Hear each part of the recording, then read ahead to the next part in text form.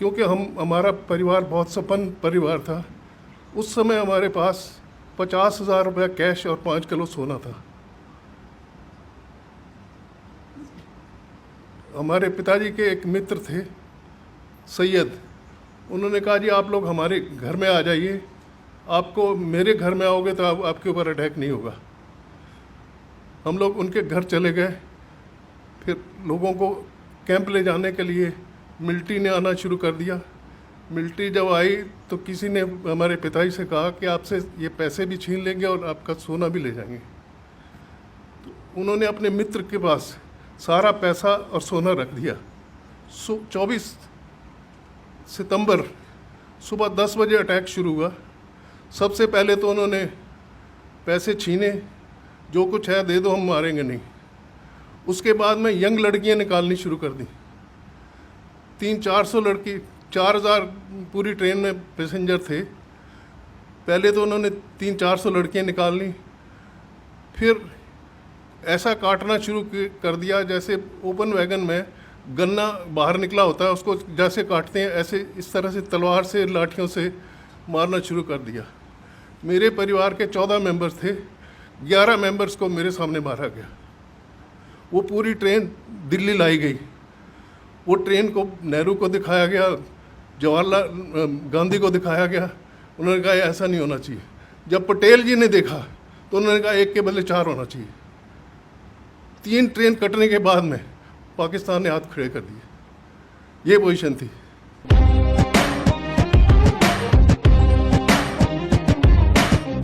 मेरा नाम PL मेहता है। पार्टीशन के टाइम पर मेरी उम्र 10.5 साल थी। हम लोग पाकिस्तान में डिस्ट्रिक्ट झेलम के रहने वाले हैं। हमारे गांव का नाम साहूवाल था, जहाँ पर हमारा एक पूरा परिवार जो है 14 फैमिली मेंबर्स रहते थे। हमारे घर में जो एरिया था लगभग 1 एकड़ में, आधे एकड़ में मकान था, आधे एकड़ में अपना गाय भैंस रखने के लिए जगह बनाई गई थी। पार्टीशन होने के बाद में मुझे नहीं पता था कि पार्टीशन में क्या होता है। जब वहाँ पर जुलूस निकला तो मैं भी उनके साथ हो लिया। वो पाकिस्तान जिंदाबाद के नारे लगाते रहे, मैंने भी लगाने शुरू कर दिए। मुझे मालूम नहीं था कि पार्टीशन होता क्या है। लेकिन कुछ समय बाद हमारे पिताजी के मित्र आए। उन्होंने कहा कि जी आप लोगों के ऊपर अटैक हो जाएगा, आसपास के गांव वाले जो है आपसे पैसा भी लूट ले जाएंगे और आपको मार भी देंगे। क्योंकि हमारा परिवार बहुत संपन्न परिवार था। उस समय हमारे पास 50,000 रुपये कैश और 5 किलो सोना था। हमारे पिताजी के एक मित्र थे सैयद, उन्होंने कहा जी आप लोग हमारे घर में आ जाइए, आपको मेरे घर में आओगे तो आपके ऊपर अटैक नहीं होगा। हम लोग उनके घर चले गए। फिर लोगों को कैंप ले जाने के लिए मिलिट्री ने आना शुरू कर दिया। मिलिट्री जब आई तो किसी ने हमारे पिताजी से कहा कि आपसे ये पैसे भी छीन लेंगे और आपका सोना भी ले जाएंगे। तो उन्होंने अपने मित्र के पास सारा पैसा और सोना रख दिया कि आप अगले दिन कैंप में हमें दे जाना, जो 12-14 किलोमीटर था वहाँ से। जब पिताजी कैंप में पहुँचे पूरे परिवार के साथ में, तो उन्होंने कहा ये आपके पैसा आपको मिलेगा नहीं, बिल्कुल एक पैसा नहीं आपको मिलेगा। लेकिन आप लोगों को ताज्जुब होगा कि अगले दिन वो सुबह हमारे सोने से पहले उनका मित्र एक घोड़े के ऊपर खुद आया और एक घोड़े के ऊपर राशन लेकर 1 महीने का वो पिताजी के पास सारा सामान दे गया।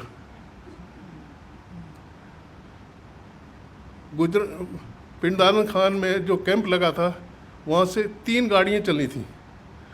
3 गाड़ियों में पहली गाड़ी सरदारों की थी। उसमें कुछ जगह थी, लेकिन पिताजी ने कहा कि सरदारों के ऊपर सबसे पहले, पाकिस्तान में सरदारों के ऊपर सबसे पहले अटैक होता था, लेकिन उन्होंने मना कर दिया। दूसरी गाड़ी में हमको जगह नहीं मिली। ट्रेनें जो हैं पैसेंजर ट्रेन्स जो हैं इतनी शॉर्टेज हो गई कि उन्होंने ओपन वैगन मंगा के हमको ओपन वैगन के अंदर 100 आदमी एक एक वैगन में बिठा दिया, बिस्तर के ऊपर बैठ के ओपन वैगन में बैठ गए हम लोग। दूसरी ट्रेन के ऊपर 2 जगह थोड़ा थोड़ा अटैक हुआ, लेकिन वो लोग सारे बच गए। हमारी ट्रेन के ऊपर जो अटैक होना था वो कामुकी स्टेशन पर जब हम लोग पहुँचे शाम को, तो ट्रेन वहाँ सारी रात रोके रखी और ये महसूस होता रहा कि कुछ लोग जो है ना इकट्ठे हो रहे हैं, स्टेशन के आगे जा रहे हैं। सुबह गुजरांवाले से पुलिस आई, उन्होंने कहा जी आप लोग अपना सारा हथियार हमको दे दो क्योंकि आप हिंदुस्तान में नहीं ले जा सकते। सब लोगों ने हथियार दे दिए। हमारे साथ बलोच मिलिट्री थी और पुलिस ने कहा कि आगे मॉब है, हम उनको हटाने जा रहे हैं। वो हटाने क्या गए थे, उनको साथ में बुला लाए, अब आप अटैक कर सकते हो। 24 सितंबर सुबह 10 बजे अटैक शुरू हुआ। सबसे पहले तो उन्होंने पैसे छीने, जो कुछ है दे दो, हम मारेंगे नहीं। उसके बाद में यंग लड़कियां निकालनी शुरू कर दी। 300-400 लड़की, 4000 पूरी ट्रेन में पैसेंजर थे। पहले तो उन्होंने 300-400 लड़कियां निकालनी, फिर ऐसा काटना शुरू कर दिया जैसे ओपन वैगन में गन्ना बाहर निकला होता है, उसको जैसे काटते हैं ऐसे इस तरह से तलवार से, लाठियों से मारना शुरू कर दिया। मेरे परिवार के 14 मेंबर्स थे, 11 मेंबर्स को मेरे सामने मारा गया। उस बाई चांस 2 मुसलमान आपस में बात कर रहे थे कि तेरा बेटा कोई नहीं है, ये लड़का है, इसको अपना बेटा बना लेना, ले जा। पिताजी ने उनसे कहा कि जी इसको ले जाओ लेकिन मारना मत। बाई चांस मेरे पास एक घड़ी, घर में एक घड़ी मुझे मिली, डिस्ट वॉच, वो मैंने जेब में रखी थी। मैंने कहा मेरे से घड़ी ले लो, मुझे छोड़ दो। उन्होंने घड़ी लेके मुझे छोड़ा तो साथ में एक औरत बैठी थी जिसने जेवर पहने हुए थे, उनके जेवर उतारने में लग गया। मुझे अपने चाचा जी ने अपनी तरफ बुला के नीचे बिठा के ऊपर अपना पगड़ी खोल के ऐसे ऊपर डाल ली। उनको तलवार से मारा गया और तलवार का अगला पोर्शन मुझे भी गर्दन पर लगा। हम बैठे रहे वहीं पर। 3500 आदमियों को उन्होंने मार दिया। जो बचे हुए थे या तो ज़्यादा ज़ख्मी थे या मुर्दों के नीचे छुपे हुए थे, जिनमें से मैं भी एक था। हम फिर मिलिट्री ने ये कहा, मिलिट्री वालों ने, अब जब वो थक गए वो चले गए, मिलिट्री वालों ने कहा कि आप लोग प्लेटफॉर्म पर आ जाओ, और वो चले गए हैं। प्रोग्राम ये था कि इनको प्लेटफॉर्म पर ला के सबको मार दिया जाए। लेकिन हमारी किस्मत कुछ ऐसी अच्छी थी कि हिंदू मिलिट्री का कॉन्वॉय वहाँ से पास हो रहा था। मेन रोड जो थी स्टेशन के साथ में लगी, अटैच थी। कामुकी स्टेशन जो है बिल्कुल जीटी रोड के ऊपर था। स्टेशन के ऊपर पुलिस मिलिट्री, हमारी हिंदू मिलिट्री आ गई। उन्होंने जो हमारे साथ बलोच मिलिट्री थी, बलोच मिलिट्री ये काम ये करती थी कि जो यंग लड़का निकल के भागता था वो बलोच मिलिट्री गोली मार देती थी। ये पोजीशन थी हमारे वहाँ पर। उसके बाद हम लोगों को ये कंडीशन लगाई गई कि इनको हॉस्पिटल ले जाओ जितने ज़्यादा ज़ख्मी है या थोड़े बहुत ज़ख्मी हैं। हमें गुजरांवाला हॉस्पिटल में वहाँ से ट्रेन में शिफ्ट कर दिया गया। डेड बॉडीज़ की जो ट्रेन थी उसके ऊपर लिखा गया तोहफे to Hindustan to Mahatma Gandhi and Jawaharlal Nehru. वो पूरी ट्रेन दिल्ली लाई गई। वो ट्रेन को नेहरू को दिखाया गया, जवाहरलाल गांधी को दिखाया गया। उन्होंने कहा ऐसा नहीं होना चाहिए। जब पटेल जी ने देखा तो उन्होंने कहा 1 के बदले 4 होना चाहिए। 3 ट्रेन कटने के बाद में पाकिस्तान ने हाथ खड़े कर दिए। ये पोजीशन थी। हॉस्पिटल में हमारी हालत ये थी कि 5-6 वहाँ पर लोअर स्टाफ जो था वो हिंदू था, बाकी डॉक्टर सारे मुसलमान थे। जो ज़्यादा ज़ख्मी थे उनको इंजेक्शन दे के मारना शुरू कर दिया। हिंदू कंपाउंडरों ने सबसे आके कहा कि इनसे ना इंजेक्शन लगवाना ना दवाई लेना, हम ये अभी थोड़ी देर में चले जाएंगे, हम आपको सब ट्रीटमेंट हम करेंगे। हॉस्पिटल में उन बेचारों ने पूरी रात हमारी सेवा करी, सबकी पट्टियाँ करी। मेरे पास जो कमीज़ थी, मेरे चाचा जी को जब तलवार से मारा तो खून से पूरी भर गई थी, वो मैंने कमीज़ उतार के फेंक दी। एक दिन मैं बगैर कमीज़ के रहा। हॉस्पिटल के हिंदू स्टाफ ने मुझे एक छोटी सी कमीज़ ला के दी जो मैंने पहनी। बाई चांस 2 दिन के बाद में जब हमें हिंदुस्तान शिफ्ट करना था तो फ्लड आ गए, रोड्स ब्रीच हो गई। 15 दिन हमको हॉस्पिटल में रहना पड़ा। हॉस्पिटल में हमको 1 रोटी सुबह और 1 रोटी शाम को मिलती थी, जिसके ऊपर दाल डाल के थोड़ी सी दे देते थे। लेकिन हमारी किस्मत थोड़ी सी ऐसी अच्छी थी कि 3-4 दिन के बाद में आरएसएस वालों को पता चला कि यहाँ पर ज़ख्मी आदमी आए हुए हैं। वो गोलियाँ चलते हुए, गोलियों के बीच में चलते हुए वो लोग हम लोगों के लिए कपड़े लेके आए, खाना लेके आए, और एक मुसलमान औरत जो है वो भी खाना बना के लाती थी। हम लोग कहते थे कि इसमें जहर होगा, ये हम नहीं लेंगे।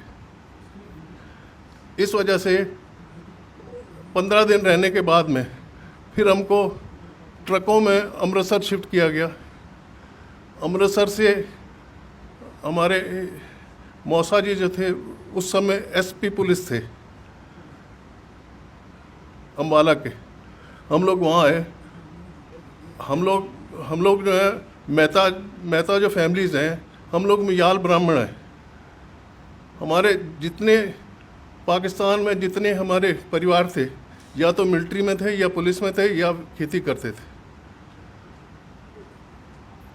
आर्मी में हमारे पार्टीशन के बाद में भी हमारे डिस्ट्रिक्ट के 4 आर्मी जनरल्स रिटायर हुए हैं।